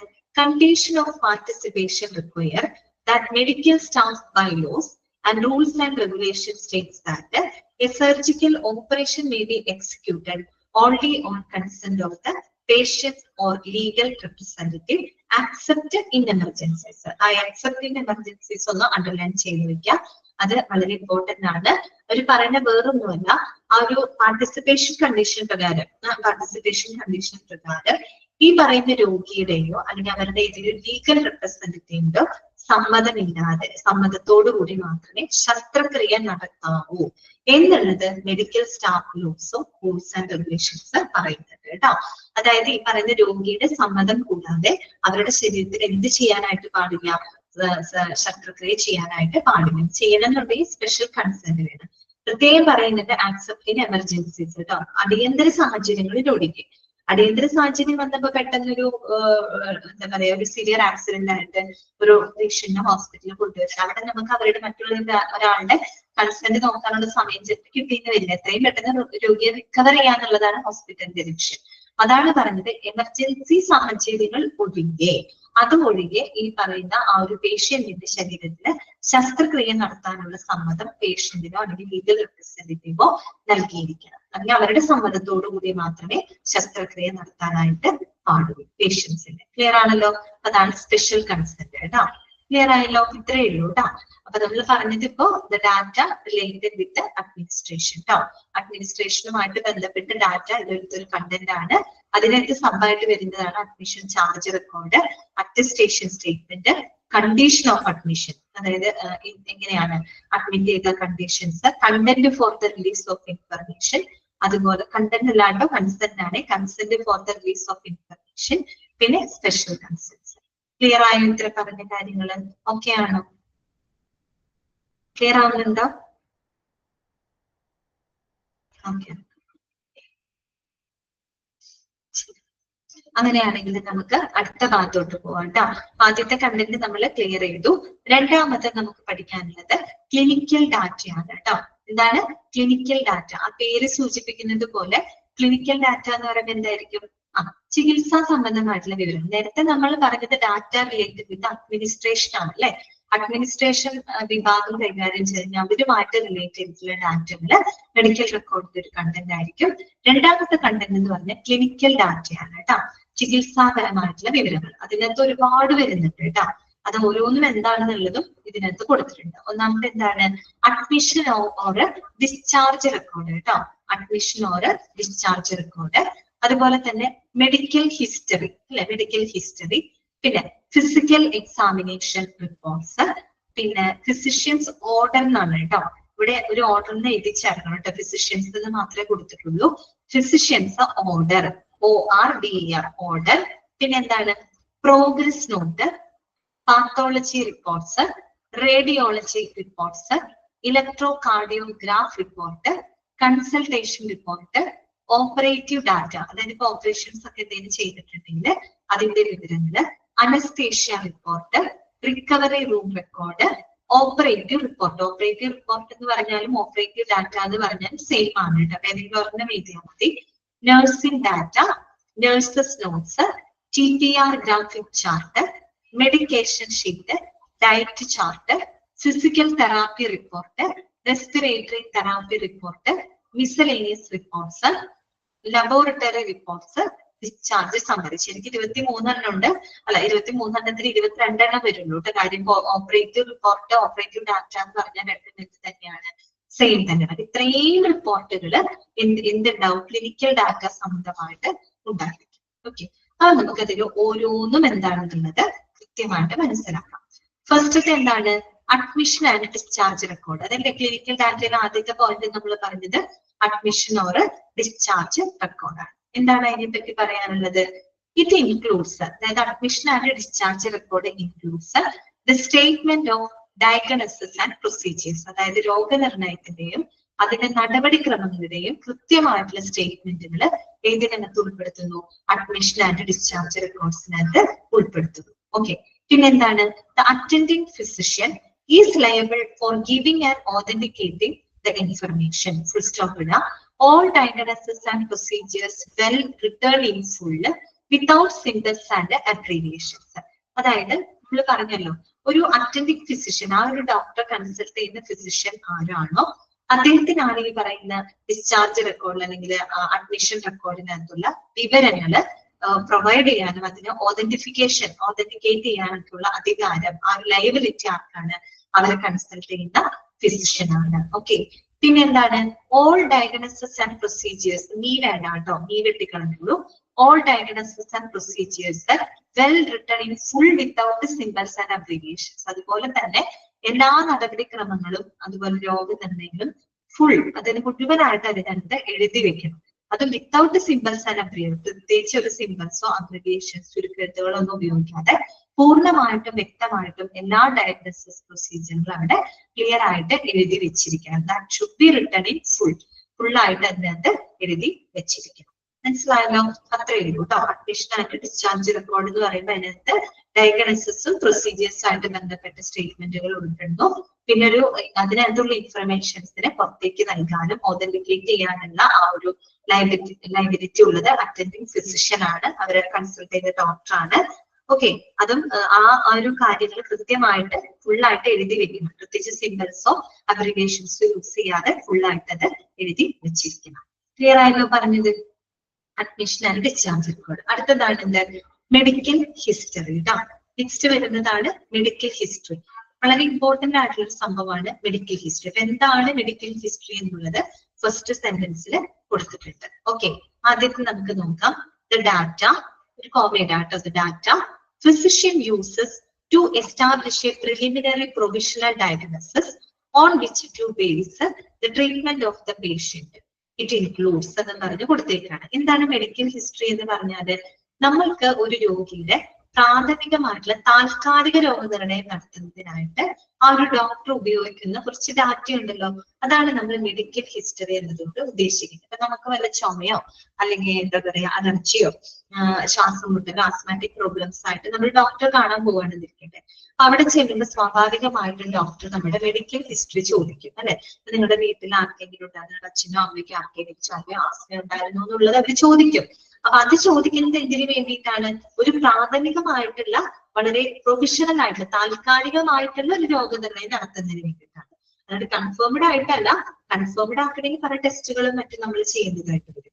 അതിനു മുമ്പ് അവരുടെ ഒരു മെഡിക്കൽ ഹിസ്റ്ററി പരിശോധിച്ച് കഴിഞ്ഞിട്ട് അവരുടെ ചികിത്സയെ അടിസ്ഥാനമാക്കിക്കൊണ്ട് ഡോക്ടർക്ക് ഒരു രോഗനിർണയം നടത്താൻ പറ്റും, അല്ലെ? അപ്പൊ അതിന് സഹായിക്കുന്ന ആ ഒരു ഡാറ്റ, അതാണ് അവിടെ മെഡിക്കൽ ഹിസ്റ്ററി എന്നതുകൊണ്ട് ഉദ്ദേശിക്കുന്നത്. ഇപ്പൊ ഇവിടെ വായിക്കാം. The data physician uses to establish a preliminary provisional diagnosis on which to base the treatment of the patient. അതായത് രോഗിയുടെ ചികിത്സയെ അടിസ്ഥാനമാക്കിയിട്ട് ഒരു പ്രാഥമികമായിട്ടുള്ള താൽക്കാലിക രോഗനിർണയം നടത്തുന്നതിന് വേണ്ടിയിട്ട് ഈ ഒരു ഡോക്ടർ യൂസ് ചെയ്യുന്ന ഡാറ്റയാണ് മെഡിക്കൽ ഹിസ്റ്ററി എന്ന് പറയുന്നത്. ഓക്കെ, ഇറ്റ് ഇൻക്ലൂഡ്സ്, ഒരു മെഡിക്കൽ ഹിസ്റ്ററിയിലെ എന്തെല്ലാം കാര്യങ്ങളാണ് ഉൾപ്പെടുത്തുന്നത്? എന്തൊക്കെ കാര്യങ്ങളാണ്? ഒന്ന് ചീഫ് കംപ്ലൈന്റ്, അല്ലെ? അതായത് ചീഫ് പ്രോബ്ലം, ആ ഒരു ഹോസ്പിറ്റലിന് ആ ഒരു പേഷ്യന്റ് എന്ത് ചീഫ് പ്രോബ്ലം ആയിട്ട് അല്ലെങ്കിൽ എന്ത് പ്രധാന പ്രശ്നമായിട്ടാണ് ആ ഒരു രോഗി ഹോസ്പിറ്റലിലോട്ട് വന്നിട്ടുള്ളത്, അതാണ് ആ ഒരു കംപ്ലൈന്റ് അതിനകത്ത് ഉണ്ടായിരിക്കും, ചീഫ് കംപ്ലൈന്റ്. പിന്നെ പ്രസന്റ് ഇൽനെസ്, നിലവിലുള്ള അവരുടെ രോഗാവസ്ഥ. പാസ്റ്റ് മെഡിക്കൽ ഹിസ്റ്ററി, പിന്നെ അവരുടെ പഴയ മെഡിക്കൽ ഹിസ്റ്ററി. പിന്നെ പറയുന്നത് ഫാമിലി ഹിസ്റ്ററിയാണ്, അതായത് കുടുംബപരമായിട്ട് ഹെൽത്തുമായിട്ട് ബന്ധപ്പെട്ട അവരുടെ ആ ഒരു ഫാമിലി ഹിസ്റ്ററി എടുക്കും. പിന്നെ ലാസ്റ്റ് വരുന്നതാണ് റിവ്യൂ ഓഫ് സിസ്റ്റം. ഇതെല്ലാ സിസ്റ്റത്തിന്റെ ഒരു അവലോകനം, എല്ലാ സിസ്റ്റത്തിന്റെ അത് പറയുന്ന ചീഫ് പ്രോബ്ലമും പ്രസന്റ് ഇൽനെസ്സും പാസ്റ്റ് മെഡിക്കൽ ഹിസ്റ്ററിയും ഫാമിലി ഹിസ്റ്ററിയും ഒക്കെ എടുത്തിട്ട് അതിന് വളരെ കോംപ്രിഹെൻസീവ് ആയിട്ട് എന്ത് ചെയ്യും? ഇവാലുവേറ്റ് ചെയ്യും.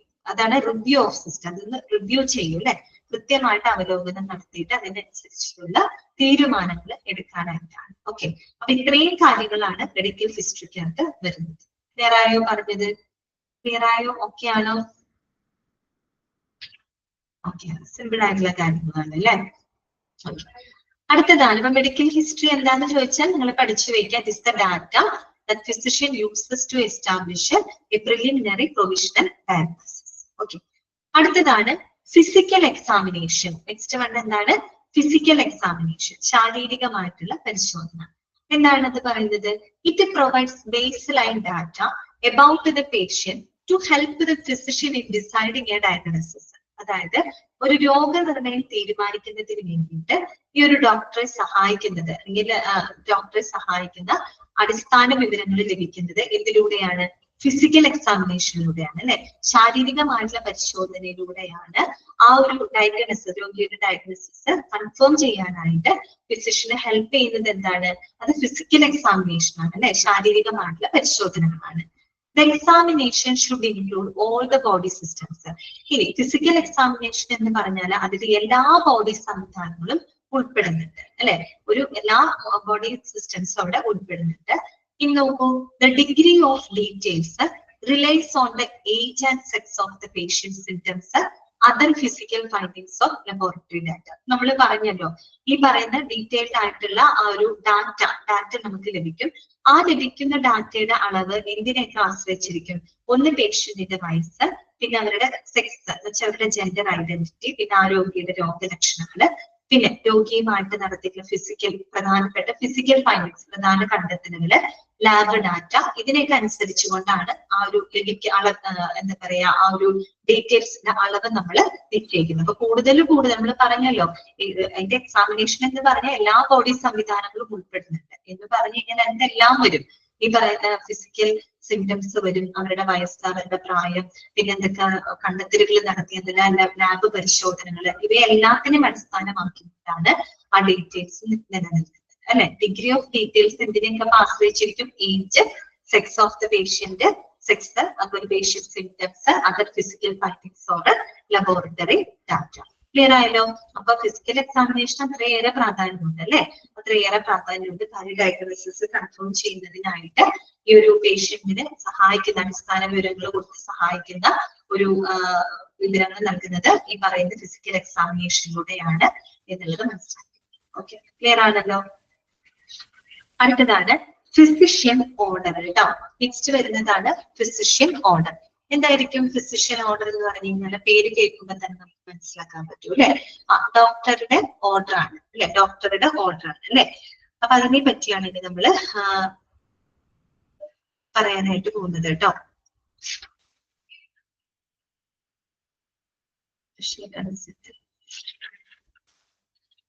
അവിടെ വരെ ഒന്ന് വായിക്കോ നിങ്ങള്? ഫിസിഷ്യൻ ഓർഡർ വരെ. ഫിസിഷ്യൻ ഓർഡർ വായിക്കണ്ട, അതിനു മുമ്പ് വരെയുള്ളത് ഫിസിക്കൽ എക്സാമിനേഷൻ വരെ ഉള്ളത് ഒന്ന് വായിക്കാം. ഒരു മിനിറ്റ്, ഞാൻ വെള്ളം കുടിക്കട്ടെ.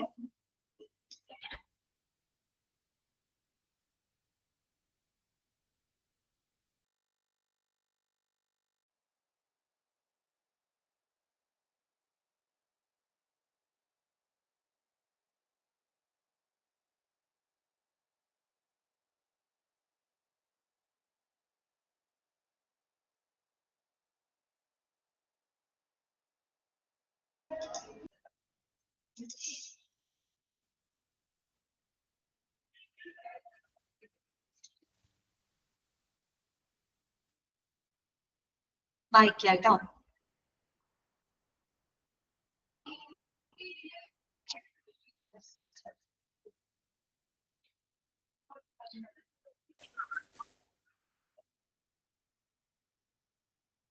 ഓക്കെ, കുഴപ്പമില്ലല്ലോ?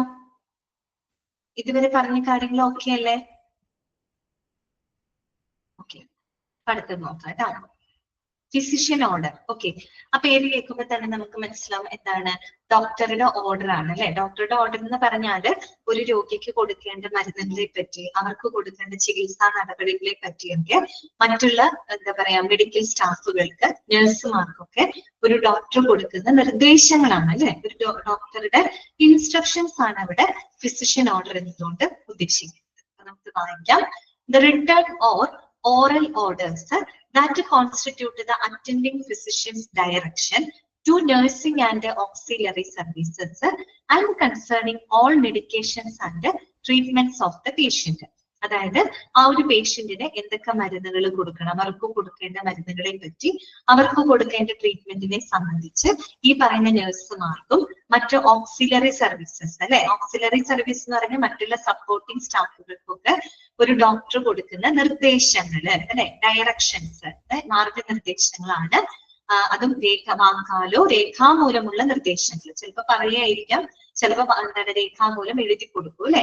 അപ്പൊ അതാണ് എന്ത് ഫിസിഷ്യൻ ഓർഡർ എന്നതുകൊണ്ട് ഉദ്ദേശിക്കുന്നത്. മെഡിക്കൽ ഓർഡർ എന്ന് നമുക്ക് പറയാം, ഡോക്ടേഴ്സ് ഓർഡർ എന്നൊക്കെ നമുക്ക് പറയാം. ഓക്കെ, അപ്പൊ ഇത് മനസ്സിലാക്കി. പറയുന്നതെല്ലാം ക്ലിനിക്കൽ ഡാറ്റയാണ് കേട്ടോ, ക്ലിനിക്കൽ ഡാറ്റയാണ്. ഇനി നമുക്ക് പഠിക്കാനുള്ളത് എന്താണ്? പ്രോഗ്രസ് നോട്ട്സ് ആണ് കേട്ടോ. എന്താണ് പ്രോഗ്രസ് നോട്ട്സ്? എന്താണ് പ്രോഗ്രസ് നോട്ട് എന്ന് പറഞ്ഞു കഴിഞ്ഞാൽ എന്തായിരിക്കും? ഒരു രോഗിയുടെ പ്രോഗ്രസ്സുമായിട്ട് നമ്മൾ ഈ ട്രീറ്റ്മെന്റ് മെഡിസിൻസ് ഒക്കെ കൊടുക്കുമ്പോൾ രോഗിയിൽ എന്തെല്ലാം പ്രോഗ്രസ് ഉണ്ടാവുന്നുണ്ട് എന്നതിനെ പറ്റിയും നമ്മൾ അതിനകത്ത് രേഖപ്പെടുത്തി വെക്കുന്നത് അല്ലെ. അപ്പൊ അത് നമുക്ക് നോക്കാം. പ്രോഗ്രസ് നോട്ട് എന്താണെന്ന് കേട്ടോ. It is related to the cause of the patient illness, response to treatment and status on discharge. അതിന് പേഷ്യന്റിന്റെ ട്രീറ്റ്മെന്റിൽ ഇംപ്രൂവ് ഉണ്ടാകുന്നുണ്ടോ എന്ന് നമുക്ക് അറിയണമല്ലോ. അപ്പൊ അതുമായിട്ട് ബന്ധപ്പെട്ടതാണ് പ്രോഗ്രസ് നോട്ട്. പേര് കേൾക്കുമ്പോൾ തന്നെ നമുക്കത് മനസ്സിലാക്കാൻ പറ്റും അല്ലെ. അത് തന്നെയാണ് അവിടെ പറയുന്നത് കേട്ടോ. It is related to the cause of the patient illness, response to treatment and status on discharge. അതായത് ആ ഒരു പേഷ്യന്റിന്റെ രോഗകാരണങ്ങള്, പിന്നെ ഓരോ ട്രീറ്റ്മെന്റ് കൊടുക്കുമ്പോഴും ഉണ്ടാകുന്ന പേഷ്യന്റിന്റെ റെസ്പോൺസ്. പേഷ്യന്റിന്റെ റെസ്പോൺസ് എന്ന് വെച്ചാൽ പേഷ്യന്റിന്റെ പെരുമാറ്റം എന്നുള്ള അർത്ഥമല്ല കേട്ടോ. ഓരോ ട്രീറ്റ്മെന്റിനോടും പേഷ്യന്റിന്റെ ആ ഒരു ബോഡി എന്തുമാത്രം റെസ്പോണ്ട് ചെയ്യുന്നുണ്ട്, പോസിറ്റീവ് ആയിട്ടാണോ റെസ്പോണ്ട് ചെയ്യുന്നത്, അതോ അങ്ങനെയുള്ള കാര്യങ്ങളാണ് കേട്ടോ. ആ രീതിയിലാണ് response to treatment and status on discharge. Discharge സമയത്ത് അവരുടെ സ്റ്റാറ്റസ്, ഇതെല്ലാമായിട്ട് ഇവയൊക്കെയായിട്ട് ബന്ധപ്പെട്ട് കിടക്കുന്നതാണ് പ്രോഗ്രസ് നോട്ട് എന്ന് പറയുന്നത് കേട്ടോ. എന്തെല്ലാം കാര്യങ്ങളാണ് പറഞ്ഞത്? ഒന്ന് രോഗിയുടെ രോഗകാരണം, ഓരോ ട്രീറ്റ്മെന്റിനോടുള്ള അവരുടെ റെസ്പോൺസ്, ഡിസ്ചാർജ് സമയത്ത് അവരുടെ അവസ്ഥ എന്നതുമായിട്ട് ബന്ധപ്പെട്ടിരിക്കുന്ന ഒരു സംഭവമാണ് പ്രോഗ്രസ് നോട്ട്. അതെ, ചുരുക്കി പറഞ്ഞത് ഇഷ്ട കറക്റ്റ് ആണ്, ഹെൽത്ത് കണ്ടീഷനുമായിട്ട് ബന്ധപ്പെട്ടതാണ് അല്ലെ. ദ അറ്റൻഡിങ് ഫിസിഷ്യൻ, അത് ഒരു ചോദ്യമാണ് കേട്ടോ. The attending physician is responsible for the completion of progress notes. Okay, അപ്പൊ പ്രോഗ്രസ് നോട്ട്സ് കംപ്ലീറ്റ് ചെയ്യാനുള്ള റെസ്പോൺസിബിലിറ്റി ആർക്കാണുള്ളത്? അറ്റൻഡിങ് ഫിസിഷ്യൻ ആണ് അല്ലെ. അവര് നോക്കുന്ന ആ ഒരു ഫിസിഷ്യൻ ആണ് ആ ഒരു പ്രോഗ്രസ് നോട്ട് കംപ്ലീറ്റ് ചെയ്യാനുള്ള ഉത്തരവാദിത്തം ഉള്ളത്. കാര്യം അവരാണ് ചികിത്സിക്കുന്നത്, അപ്പൊ അവർക്ക് അറിയാൻ പറ്റും, കറക്റ്റ് ആയിട്ട് ഡോക്ടർക്ക് അറിയാൻ പറ്റും ഇംപ്രൂവ് ചെയ്യുന്നുണ്ടോ, ബെറ്റർ ആവുന്നുണ്ടോ എന്നുള്ള കാര്യം. സോ അതൊരു ക്വസ്റ്റ്യൻ ആണ് കേട്ടോ. ദ അറ്റൻഡിങ് ഫിസിഷ്യൻ ആണ് responsible for the completion of progress notes. Clear? അടുത്ത നോക്കൂ, ഇനി ഒരു പ്രോഗ്രസ് നോട്ടിനകത്ത് എന്തെല്ലാം കാര്യങ്ങളാണ് ഉൾപ്പെടുന്നത് കേട്ടോ. It consist of an admission note. Admission note ഉണ്ടായിരിക്കും, അതുപോലെ ഫോളോ അപ്പ് നോട്ട് ഉണ്ടായിരിക്കും, എന്റെ ഫൈനൽ നോട്ട്. ഫൈനൽ നോട്ട് എന്ന് പറയുമ്പോൾ ഈ പറയുന്ന ഡിസ്ചാർജിലെ അവസ്ഥയുണ്ടല്ലോ, അതൊക്കെ രേഖപ്പെടുത്തുന്ന ഒരു ഫൈനൽ നോട്ടും. ഈ 3 നോട്ട്സ് അടങ്ങുന്നതാണ് ഇത് progress notes. Okay, progress note എന്ന് പറയുമ്പോൾ എന്തൊക്കെ അടങ്ങുന്നുണ്ട് അതിനകത്ത്? അഡ്മിഷൻ നോട്ട് ഉണ്ട്, ഫോളോ അപ്പ് നോട്ട് ഉണ്ട്, ഫൈനൽ നോട്ട് ഉണ്ട്. എന്ന് വെച്ചാൽ ഒരു രോഗി അഡ്മിറ്റ് ആവുന്നത് തൊട്ട് അവർക്ക് ട്രീറ്റ്മെന്റ് കൊടുക്കുമ്പോഴും, അല്ലെങ്കിൽ അഡ്മിഷൻ നോട്ട് നമ്മൾ തുടക്കം ഒരു പോയിന്റ് പറഞ്ഞില്ലേ, cause of the patient illness, രോഗത്തിനുള്ള കാരണം എന്താണെന്ന്, അത് തന്നെയാണ് അഡ്മിഷൻ നോട്ടിനകത്ത് രേഖപ്പെടുന്നത്. എന്ത് കാരണം കൊണ്ടാണ് അഡ്മിറ്റ് ആയത് അല്ലെ. അപ്പൊ അഡ്മിഷൻ നോട്ട്, പിന്നെ ഫോളോ അപ്പ് നോട്ട്, അതായത് ഓരോ ട്രീറ്റ്മെന്റ് കൊടുക്കുമ്പോൾ ആ ഒരു എന്താ പറയുക പേഷ്യന്റിന്റെ റെസ്പോൺസ് എന്താണ് എന്നുള്ള ആ ഒരു നോട്ട്സ്, അതാണ് ഫോളോ അപ്പ് നോട്ട്. പിന്നെ ഫൈനൽ നോട്ട്, ഡിസ്ചാർജിൽ അവരുടെ അവസ്ഥ അല്ലെ, സ്റ്റാറ്റസ് ഓൺ ദ ഡിസ്ചാർജ്. ഈ 3 നോട്ടുകളും അടങ്ങുന്നതാണ് പ്രോഗ്രസ് നോട്ട് എന്ന് പറയുന്നത് കേട്ടോ. ഇനി അതിനകത്ത് അഡ്മിഷൻ നോട്ടിനെ പറ്റി പ്രത്യേകം അവർ എടുത്ത് പറയുന്നുണ്ട്. The admission note consist of the general condition of the patient at the time of admission. അതായത് ആ ഒരു രോഗി അഡ്മിറ്റ് ചെയ്യുന്ന സമയത്തില് പൊതുവായിട്ടുള്ള അവരുടെ കണ്ടീഷൻ ആ ഒരു അഡ്മിഷൻ നോട്ടിനകത്ത് രേഖപ്പെടുത്തിയിരിക്കും കേട്ടോ. The admission note consist of the general condition of the patient at the time of admission. Admit ചെയ്യുന്ന സമയത്ത് ആ ഒരു പേഷ്യന്റ് പൊതുവായിട്ടുള്ള അവസ്ഥ എന്താണ് എന്നുള്ളത് അഡ്മിഷൻ നോട്ടിനകത്ത് കൃത്യമായിട്ട് രേഖപ്പെടുത്തിയിരിക്കും. History and physical information are marked here. അത് മാത്രമല്ല അവരുടെ മെഡിക്കൽ ഹിസ്റ്ററി സംബന്ധമായിട്ടുള്ളതും അവരുടെ ഫിസിക്കൽ ഇൻഫർമേഷൻ ശാരീരികമായിട്ടുള്ള എല്ലാ വിവരങ്ങളും ഈ ഒരു അഡ്മിഷൻ നോട്ടിനകത്ത് കൃത്യമായിട്ട് രേഖപ്പെടുത്തും. ഓക്കെ, അപ്പൊ അഡ്മിഷൻ നോട്ടിൽ എന്തൊക്കെയാണ് ഉണ്ടായിരിക്കുക? അഡ്മിഷൻ സമയത്ത് ആ രോഗിയുടെ പൊതുവായിട്ടുള്ള കണ്ടീഷൻ, പിന്നെ അവരുടെ ഹിസ്റ്ററി, പിന്നെ അവരുടെ ഫിസിക്കൽ ഇൻഫർമേഷൻസ് ഒക്കെ അഡ്മിഷൻ നോട്ടിനകത്ത് രേഖപ്പെടുത്തിയിരിക്കും. ഇനി അടുത്തതാണ്, അത്രയേ ഉള്ളൂ കേട്ടോ. Progress note include all treatments provided and patient's response to each. തുടക്കം പറഞ്ഞ അതേ പോയിന്റ് ആണ് അല്ലെ. പ്രോഗ്രസ് നോട്ട് എന്ന് പറയുമ്പോൾ അവർക്ക് കൊടുത്ത എല്ലാ ട്രീറ്റ്മെന്റ്സുകളും അതിനോടുള്ള ആ പേഷ്യന്റിന്റെ റെസ്പോൺസുകളെല്ലാം തന്നെ അതിനകത്ത് ഉൾപ്പെടുത്തിയിരിക്കും. അതൊക്കെ ഒന്ന് മനസ്സിലാക്കി വെച്ചാൽ മതി കേട്ടോ. പ്രോഗ്രസ് നോട്ട് എന്താണ്, ആരാണ് പ്രോഗ്രസ് നോട്ട് കംപ്ലീറ്റ് ചെയ്യാനുള്ള ഉത്തരവാദിത്തം ആർക്കാണത്? അറ്റൻഡിങ് ഫിസിഷ്യൻ ആണ്. പിന്നെ ഒരു പ്രോഗ്രസ് നോട്ടില് എന്തെല്ലാം കാര്യങ്ങൾ ഉൾപ്പെടുത്തുന്നുണ്ട്? അഡ്മിഷൻ നോട്ട് ഉണ്ട്, ഫോളോ അപ്പ് നോട്ട് ഉണ്ട്, ഫൈനൽ നോട്ട് ഉണ്ട്. പിന്നെ അഡ്മിഷൻ നോട്ടിനകത്ത് എന്തൊക്കെയാണ് രേഖപ്പെടുത്തുന്നത് അതൊക്കെ ഒന്ന് മനസ്സിലാക്കി വെക്കുക കേട്ടോ. അടുത്തതാണ് എന്ത്? Pathology reports. പാത്തോളജി റിപ്പോർട്ട്സ് ആ പേര് സൂചിപ്പിച്ചതുപോലെ എന്തായിരിക്കും? ഈ പറയുന്ന ലാബ് റിസൾട്ടുകളൊക്കെ ആയിരിക്കും അല്ലെ. ലാബ് സംബന്ധമായിട്ട് ചെയ്യുന്ന പരിശോധനകളും അതിന്റെ റിപ്പോർട്ടുകളും ഒക്കെ ആയിരിക്കും പാത്തോളജി റിപ്പോർട്ട്സിനകത്ത് വരുന്നത്. അത് തന്നെ ലാബ് ആയിരിക്കും. ഓക്കെ, അപ്പൊ നമുക്ക് ജസ്റ്റ് ഒന്ന് വായിക്കാം. Microscopic and macroscopic description of tissue expelled removed from patient during the time of surgery or a specialized procedure to supply tissue for pathological analysis. ബ്രാക്കറ്റിൽ പറയുന്നുണ്ട് ബയോപ്സിയെ പറ്റി പറയുന്നുണ്ട്. ചുരുക്കി പറഞ്ഞ പാത്തോളജി റിപ്പോർട്ട് എന്ന് പറഞ്ഞ നമ്മൾ ഈ പറയുന്ന ലാബ് ടെസ്റ്റ് തന്നെയാണ് കേട്ടോ. ലാബ് റിസൾട്ടുകളാണ്. ഇപ്പൊ നമ്മുടെ ബ്ലഡ്, മറ്റുള്ള ബോഡി ഫ്ലൂയിഡ്സിനെയൊക്കെ എന്താണ് ഇവാലുവേറ്റ് ചെയ്ത് അതിനെ വിശകലനം ചെയ്ത് അനലൈസ് ചെയ്തിട്ട് അതിൽ നിന്നും കിട്ടുന്ന ഇൻഫർമേഷൻസിന്റെ ഒക്കെ റിപ്പോർട്ടാണ് കേട്ടോ. അപ്പൊ ഇവിടെ ടിഷ്യൂ വെച്ച് പറയണമെന്ന് മാത്രം. Microscopic and macroscopic description of tissue expelled removed from patient during the time of surgery. അതായത് ഇപ്പൊ സർജറി സമയത്തൊക്കെ നീക്കം ചെയ്യുന്ന പേഷ്യന്റിന്റെ ടിഷ്യൂസ്, പുറത്തള്ളുന്ന ടിഷ്യൂസിന്റെ ഈ പറയുന്ന ദാറ്റ് മീൻസ് എന്ത് വേണമെങ്കിലും ആവാം, ടെസ്റ്റ് നടത്തുന്നതിന് വേണ്ടിയിട്ട് ഉപയോഗിക്കുന്ന ഏത് സാമ്പിൾസിന്റെയും മൈക്രോസ്കോപ്പിക് ആൻഡ് മാക്രോസ്കോപ്പിക് ഡിസ്ക്രിപ്ഷൻ ആണ്. ചെറുതും വലുതുമായിട്ടുള്ള വിശദാംശങ്ങള്. അല്ലെങ്കിൽ എന്ത് പറയാം, it is a specialized procedure to supply the tissue for pathological analysis. അതായത് ഈ പാത്തോളജിക്കൽ അനാലിസിസിന് വേണ്ടിയിട്ട് നമ്മൾ സപ്ലൈ ചെയ്യുന്ന ഇപ്പൊ ടിഷ്യൂ മാത്രമല്ല, സെല്ലുകളാവാം, മറ്റു ബോഡി ഫ്ലൂയിഡ്സ് ആയിരിക്കാം. അപ്പൊ അതുമായിട്ടൊക്കെ ബന്ധപ്പെട്ട പ്രൊസീജിയേഴ്സ് ആണ് ഇവിടെ ഉദ്ദേശിക്കുന്നത് കേട്ടോ. ക്ലിയർ? പാത്തോളജി റിപ്പോർട്ട് അതിനകത്ത് ഉണ്ടായിരിക്കും കേട്ടോ. അടുത്തതാണിത് റേഡിയോളജി റിപ്പോർട്ട്. എന്തായിരിക്കും റേഡിയോളജി റിപ്പോർട്ട്? ഈ പറയുന്ന രോഗനിർണയത്തിന് വേണ്ടിയിട്ട് നമ്മൾ പല scanning, MRI scan, CT scan, x ray ഇതൊക്കെ നമ്മൾ എടുക്കാറുണ്ട് അല്ലെ. അതിന്റെ റിപ്പോർട്ടുകളും അതിനകത്ത് ഉൾപ്പെടുന്നത്. അതിന് എക്സ്റേ മാത്രമല്ല, എല്ലാ റേഡിയോളജി ഇമേജിങ്ങും വരും കേട്ടോ. CT സ്കാൻ, MRI സ്കാൻ ഇതൊക്കെ നമ്മൾ ചെയ്യൂല, അതിന്റെയൊക്കെ വരും കേട്ടോ. It include X-ray, radioactive scanning, പിന്നെ thermography, xerography and ultrasonography. Okay, correct ആണ് കേട്ടോ. അതിന്റെ കറക്റ്റ് ആണ്. എക്സ്റേ അറിയാലോ. പിന്നെ റേഡിയോ ആക്റ്റീവ് സ്കാനിങ്ങുകൾ, CT സ്കാനിങ്, MRI പോലുള്ളത്. തെർമോഗ്രഫി, ആ പേര് സൂചിപ്പിക്കുന്നത് പോലെ തെർമോ എന്ന് പറഞ്ഞിട്ടുണ്ട്. തെർമോ എന്ന് പറഞ്ഞാൽ എന്താണ്? ടെമ്പറേച്ചർ റിലേറ്റഡ് ആണ് അല്ലെ. അതായത് ഒരാളുടെ ശരീരത്തിലെ താപനില വ്യത്യാസങ്ങൾ കൃത്യമായിട്ട് അനലൈസ് ചെയ്തുകൊണ്ട് നമുക്ക് എന്ത് ചെയ്യാൻ പറ്റും? പല രോഗനിർണയങ്ങളൊക്കെ നടത്തി വിഷ്വലൈസ് ചെയ്യാനുള്ള ഒരു ടെക്നിക്ക് തന്നെയാണ്, ഇമേജിംഗ് ടെക്നിക്ക് തന്നെയാണ് കേട്ടോ തെർമോഗ്രഫി. പക്ഷെ അവിടെ എന്താണ്, ആ ഒരു താപനിലയിലുള്ള വ്യത്യാസമാണ് അവിടെ ഉപയോഗപ്പെടുത്തിക്കൊണ്ട് ഈ പറയുന്ന ശരീരത്തിലെ പല കാര്യങ്ങളും വിഷ്വലൈസ് ചെയ്യാനായിട്ട് ഉപയോഗിക്കുന്ന ഒരു രീതി തന്നെയാണ് കേട്ടോ തെർമോഗ്രഫി. അതും ഒരു റേഡിയോളജി ടെക്നിക്ക് തന്നെയാണ്. അതുപോലെ തന്നെ സീറോഗ്രഫി. സീറോഗ്രഫി എന്ന് പറഞ്ഞാൽ എക്സ്റേ പോലെ തന്നെ, എക്സ്റേ തന്നെയാണ് കേട്ടോ. സിറോക്സ് എന്നൊക്കെ കേട്ടില്ലേ? സിറോക്സ് എടുക്കാം. സിറോക്സ് എന്ന് പറഞ്ഞാൽ എന്താ? ഫോട്ടോ കോപ്പി എടുക്കാം അല്ലെ. എന്ന് വെച്ചാൽ പ്രത്യേകിച്ച് നമ്മള് എന്താണ് വേറെ ഒന്നും തന്നെ ശരീരത്തിലേക്ക് ഇൻസേർട്ട് ചെയ്യാതെ നമുക്ക് എന്ത് ചെയ്യാൻ പറ്റും? ഇമേജ് എടുക്കാൻ പറ്റും. ലൈക്ക് ഒരു ഫോട്ടോ സ്റ്റാറ്റ് എടുക്കണം, ഫോട്ടോ കോപ്പി എടുക്കണം, എക്സ്റേ എക്സാമ്പിൾ ഒക്കെ കേട്ടോ. എക്സ്റേ തന്നെയാണ് കേട്ടോ സീറോഗ്രഫി. അതുപോലെ തന്നെ ultrasonography, high frequency sound waves ഒക്കെ ഉപയോഗിച്ചുകൊണ്ട് നടത്തുന്ന അൾട്രാസൗണ്ട് സ്കാനിങ്ങുകൾ, ഇതിന്റെയൊക്കെ റിപ്പോർട്ടുകളാണ് അവിടെ ഉദ്ദേശിക്കുന്നത് കേട്ടോ. കൃത്യം പറയേണ്ട കാര്യമില്ല, നിങ്ങൾക്ക് തന്നെ ആലോചിച്ചാല് അറിയാൻ പറ്റും. ഓക്കെ, അപ്പൊ നമുക്ക് ഇന്ന് ഇവിടെ വെച്ച് അവസാനിപ്പിക്കാം കേട്ടോ. റേഡിയോളജി റിപ്പോർട്ട് വരെയാണ് പറഞ്ഞത്. ഇത് നമുക്ക് കൺസൾട്ടേഷൻ റിപ്പോർട്ട്, അനസ്തേഷ്യ, കുറച്ചധികം റിപ്പോർട്ടുകൾ നമുക്ക് പറയാൻ പറ്റും. ഇവിടം വരെ ഉണ്ട് കേട്ടോ. ഡിസ്ചാർജ് സമ്മറി, അത്രയും ഉൾക്കൊള്ളുന്നതാണ് ക്ലിനിക്കൽ ഡാറ്റ എന്ന് പറയുന്നത്. ഓക്കെ, അൺമ്യൂട്ട് ചെയ്യാൻ കേട്ടോ.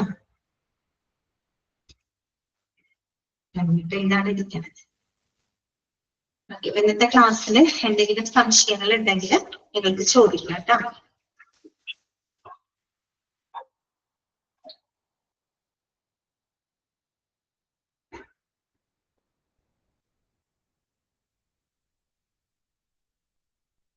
എല്ലാരും പോയോ? ക്ലിയർ ആണ് അല്ലെ? ഓക്കെ, സിമ്പിൾ ആയിട്ടുള്ള കാര്യങ്ങളാണ്. കാര്യം ഒരുപാട് ഞാനായാലും എക്സ്പ്ലെയിൻ ചെയ്യേണ്ട കാര്യമില്ല, നിങ്ങൾക്ക് തന്നെ മനസ്സിലാക്കാൻ പറ്റുന്ന കാര്യങ്ങളാണ് കേട്ടോ അതിലൊക്കെ. ഓക്കെ, അപ്പൊ അങ്ങനെയാണെങ്കിൽ നമുക്ക് ഇന്നത്തെ ക്ലാസ് വൈൻഡപ്പ് ചെയ്യാം കേട്ടോ. ശരി, ഇപ്പൊ വായിക്കണം കേട്ടോ. എക്സാം പോർഷൻസ് തീരുമ്പോ ഇതിന്റെ മോഡൽ എക്സാം വരും. അപ്പൊ നിങ്ങൾ ഇപ്പോഴേ തന്നെ ഒരു കിട്ടുന്ന സമയത്തിനനുസരിച്ച് പഠിക്കുക കേട്ടോ, പഠിക്കാൻ നോക്കുക. ശരി എന്നാ. ശരി, താങ്ക് യു.